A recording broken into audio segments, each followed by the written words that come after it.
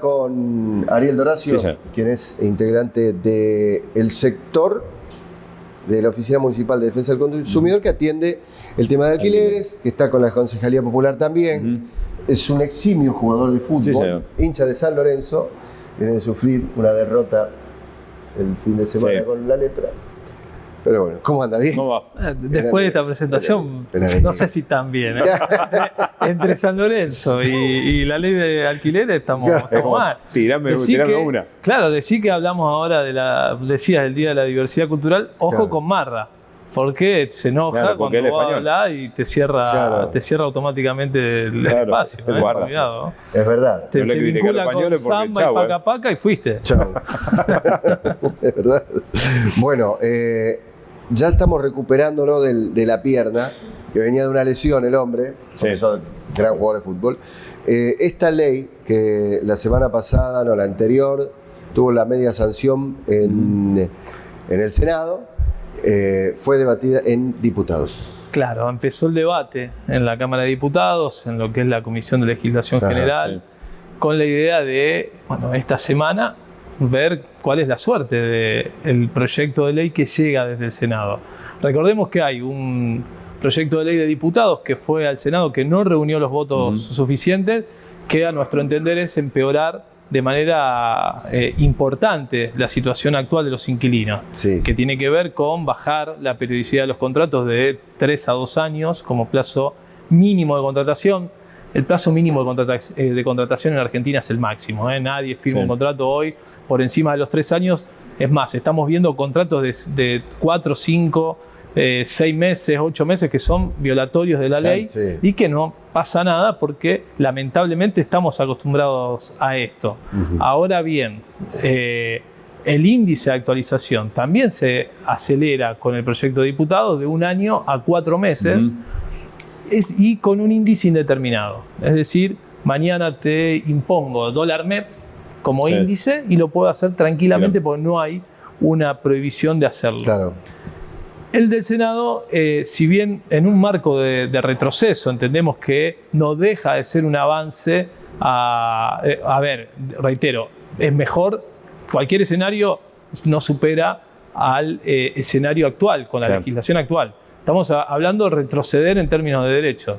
Lo que mantiene el Senado es los 3 años como plazo mínimo de contratación, una actualización semestral que responde a un interés central de las inmobiliarias y de los propietarios en acelerar los procesos de aumento, con un índice que se llama casa propia que promedia inflación y salarios, pero con un alto componente salarial. Un 90% de este índice aproximadamente compuesto por variables salariales y no tanto por la inflación.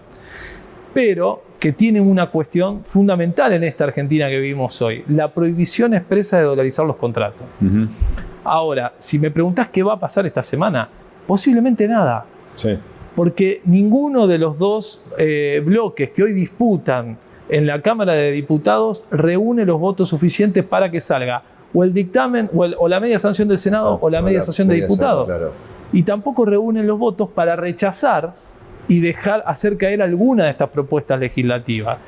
¿Qué es lo que sucede en la práctica? Las inmobiliarias siguen violando sistemáticamente la ley actual porque no tiene autoridad, lamentablemente, porque el Estado Nacional tampoco impulsó los organismos necesarios para cumplimentar esta ley y que efectivamente se cumpla. Y entonces hoy tenemos un vacío legal en el cual nos han metido tanto los legisladores de la oposición como los del oficialismo, porque no han sabido de qué manera encontrarle una salida. Incluso desde el Ministerio de Hábitat no se crearon las herramientas, no existe el programa de alquiler social, no existen los órganos de mediación cercanos y gratuitos para la resolución de conflictos entre propietarios e inquilinos, y las inmobiliarias aprovechan esto porque lamentablemente en la Argentina hay gente que da cursos y clases que te enseñan a incumplir la ley. Esto parece verdaderamente de un sketch de Capusotto, ¿no? Pero existen, hay tipos con títulos habilitantes de abogados que dan clases y te cobran para enseñarte a cómo vulnerar la ley. Que vos te puedes mover en esos grises. Y joder al inquilino, ¿no? Porque no lo hacen en favor, obviamente, de una... Obviamente. Es como dice Tato Bores, parece un chiste si no fuera una joda tan grande, ¿no? Es increíble que exista este tipo de mecanismo. Decía, no hay control de la ley. ¿quién tiene que controlar esa ley?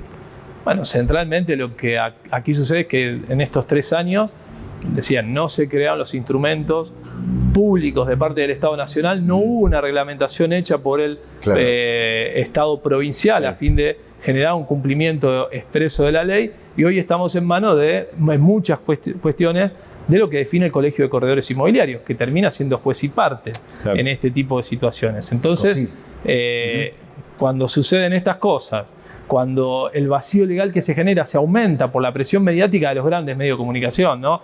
La Nación, Clarín, tienen intereses creados en relación a lo que es la temática habitacional, porque son dueños de portales inmobiliarios como Reporte Inmobiliario, Zona Pro. Claro. Entonces, cuando pasan este tipo de situaciones, te instalan de que la ley es un fracaso para ambas partes. Claro. Y en realidad lo que es un fracaso es la política macroeconómica que atraviesa la Argentina y que impulsa que todo se vaya hacia arriba. Sí. El alquiler en septiembre, en octubre, para lo que es un contrato de locación aumentó 115 puntos porcentuales, un poquito menos. Sí. Es un número alto, pero está por debajo de la inflación. Y es uno de los pocos indicadores que está por debajo de la inflación. Sí. Entonces, el reclamo de los propietarios es aumentar con mayor celeridad claro. Y con un índice que supere o iguale la inflación, no que esté por debajo. Y esa es la discusión que se está dando, y que lamentablemente la agenda que tienen los legisladores a nivel nacional es la agenda del mercado inmobiliario y no de las necesidades de la gente que alquila, que cada vez es más, y que no tiene posibilidad de ser propietaria en la Argentina porque hay un descalce en materia de mercado. Es imposible el acceder a una vivienda propia, a menos que sea hereditaria o por mérito propio. Pero ya se te dificultó también el alquiler porque la oferta que vos tenés y los precios, digamos, te la hacen imposible. Totalmente. Nosotros hoy vemos renovaciones que van en el orden de los 200, 300 puntos porcentuales por encima del valor del último mes. Vemos una oferta que ha caído y es algo llamativo porque Rosario ha construido muchísimo en los últimos años, ha perdido en términos porcentuales de su población propietarios. Pasamos de tener un 67, casi 68% de propietarios en la ciudad a tener un 62% según datos del último censo.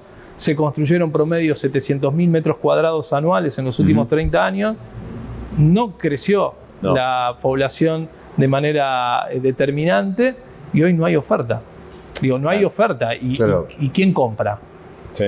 La pregunta que ayer que surgía en el debate presidencial, ¿no? Claro. ¿Quién puede comprar un inmueble? Y esa es una realidad. El asalariado no puede comprar un inmueble. No hay posibilidades. Y acá se hacen departamentos de piso de $100.000, $120.000, y no se vende eso. Y no se vende. ¿Quién lo puede comprar? Digo, me parece que la ya no me pueden distinguir. ¿Te imaginas que ahora no ya el departamento ese tampoco podemos llegar? Vamos a ser inquilinos distinguidos, eso sí. Claro, eso sí. Pero la realidad es que habría que también seguir la ruta del dinero de las economías delictivas y dónde están ligadas, porque estamos hablando de que son pocos los sectores económicos que hoy pueden adquirir un inmueble nuevo, ¿no? Nadie te compra un inmueble usado, porque el inmueble usado normalmente no se utiliza para la inversión, sino que se utiliza para vivir. La gente que lo necesita para vivir no reúne los montos necesarios, no hay créditos hipotecarios que puedan saldar la brecha existente entre el valor del metro cuadrado construido y el salario promedio. Entonces hoy tenemos un problema grave en torno al acceso a la vivienda. No tenemos un problema de crisis habitacional. Viviendas sobran. Lo que no hay es la posibilidad de acceder a esos inmuebles, y los que lo hacen son los grandes que se comen a los chicos, ¿no? Porque este discurso recurrente de Doña Rosa, que retira del mercado inmobiliario la vivienda porque no le sirve la renta, se endeuda. A ver, no hace falta que le expliquemos a Doña Rosa, porque Doña Rosa lo entienden perfectamente. Empiezo a pagar expensas, empiezo a pagar luz, lo mínimo de luz, lo mínimo de gas, API, TGI, agua. Que ese puñado no juega ese partido, un producto mismo, que le es perjudicial para él, la pone en alquiler y cuando más rápido la puede alquilar, mucho mejor para su economía. Exactamente, por eso tiene que haber una política direccionada al sector, no solamente de los inquilinos, sino también de los pequeños propietarios, porque terminan supliendo al Estado en lo que es un derecho constitucional, que es el de acceder a una vivienda digna. Entonces, cuando nosotros tenemos estas situaciones y vemos que con buen tino Gioja planteaba la promoción impositiva de hasta 15 ejercicios fiscales para los pequeños propietarios, digo, hasta 3 inmuebles, se terminó desestimando esto, porque lo que quieren es la promoción indiscriminada para los grandes propietarios también, y por supuesto aumentar los márgenes de rentabilidad en torno a lo que entienden netamente como un negocio, cuando lo que nosotros venimos discutiendo y defendiendo es un derecho constitucional consagrado en nuestra Constitución y que lamentablemente hoy, reitero, no está en la agenda, y me parece que esto es lo más lamentable de la situación. ¿Cuál sería lo mejor que puede salir, digamos, para los inquilinos? ¿Qué características tendría que tener? En este marco de retrocesos creo que lo mejor es la media sanción del Senado, que reitero, es un retroceso al estado actual, pero que permite empezar a discutir desde otro lugar el acceso a la vivienda, donde nosotros podríamos empezar a pensar, como algunos sugirieron en el debate presidencial, en relación a la vivienda ociosa. Massa planteaba, por ejemplo, la recuperación de más de 2.000 lotes en manos del Estado Nacional. Bueno, el Estado debe estar construyendo viviendas, soluciones habitacionales para los sectores medios, fundamentalmente. Empezar a construir vivienda pública en alquiler es otra de las cuestiones que es urgente para que el Estado se transforme en un actor formador de precios dentro del mercado, pero también generar la presión fiscal de aquellos grandes tenedores de inmuebles. Digo, la vivienda ociosa no se la cobresa que tiene 1, 2, 3.